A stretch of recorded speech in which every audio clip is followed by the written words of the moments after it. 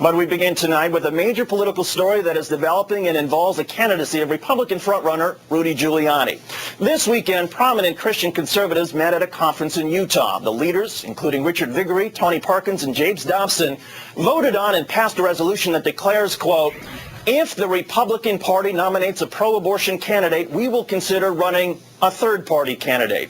Christian conservatives are a huge force in the Republican Party, at least when it comes to presidential elections. Our guest tonight, David Quo, served in the Bush White House Office of Faith-Based Initiatives, and he is now the Washington editor of BeliefNet.com. David, thanks for joining us. I'm glad to be here. What's your reaction to what happened in Utah on this initiative, this sort of resolution to support a third party? You know, on the one hand, there's part of me that's excited that social conservatives stood up and declared their independence from the Republican Party. It's important. If you're an interest group, you do not want to be captive to a single party. On the other hand, I think it really was a pretty stupid move because, I mean, if you start a third party and no one follows you, it's not a really good move. And I think the problem that they're going to face is that the vast majority of social conservatives are either staying home from the polls because of their disillusionment with President Bush, or they're going to go with someone like Rudy Giuliani because they think, hey, he's been Hillary Clinton. This does seem to sort of underscore the idea that that the pro-life position for a lot of social conservatives is more important than even having a Republican in the White House who might support conservative positions on other issues. Is that really the case? You know, I think that's true for a certain segment of the social conservative population. It's also important to note all the people who did not sign on to what Dr. Dobson and others have said. You didn't see Rick Warren out there. You didn't see T.D. Jakes out there. You didn't see Chuck Colson out there. These are all prominent pastors and political leaders. And prominent, significant religious leaders, political leaders, who are saying, we don't want any part of this. And, you know, I also think that these men reflect sort of an old and passing phase of the religious conservative movement.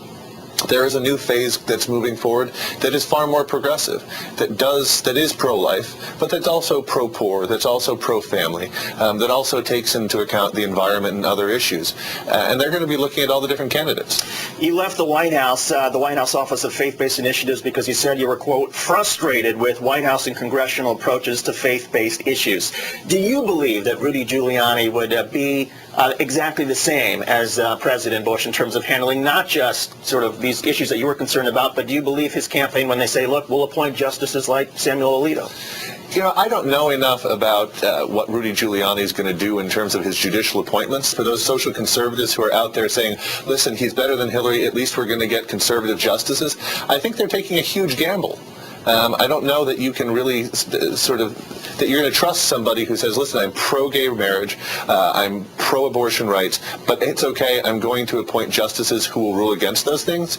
I mean, it seems to me that there is a cognitive and moral dissonance there that is at least, that should be concerning. Explain for us, David, how much sway, how much power does a leader like James Dobson have over social conservatives? And I'm thinking back to an email that he sent out the other week where he described Fred Thompson, and he said Fred Thompson couldn't talk his way out of a paper bag. When a guy like James Dobson says that about a candidate, does that have a strong ripple effect? I think James Dobson is the most powerful religious right leader in the media's eyes.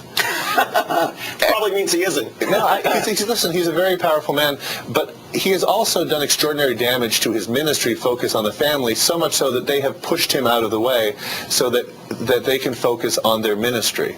You know, as the more James Dobson focuses on politics, the more the ministry tries to sort of distance themselves from him. And so he's a powerful person. There are a lot of people who admire and respect him, but is he a great political force? No. Has he made these sorts of threats before? Absolutely.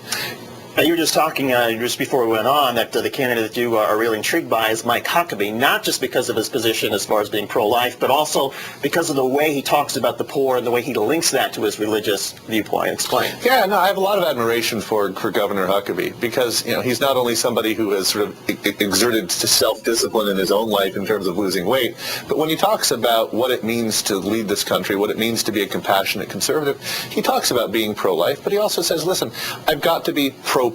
We've got to take care of hunger. We've got to take care of poverty. We've got to deal with issues of HIV/AIDS. We've got to deal with an education crisis. You know, that's what it means to him to be a compassionate conservative.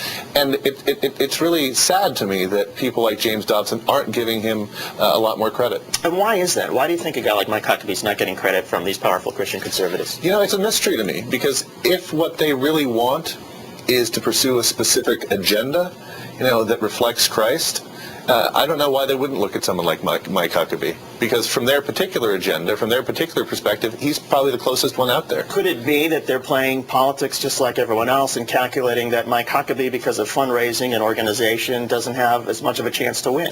Could it also be that they are invested in not having a Republican win this round, in having Hillary Clinton run this time around, so that for the next 4 years they can beat the drums and beat their chests and say, listen, we're really important, you got to listen to us this time around? That is a great point, and I think an intriguing one as well. And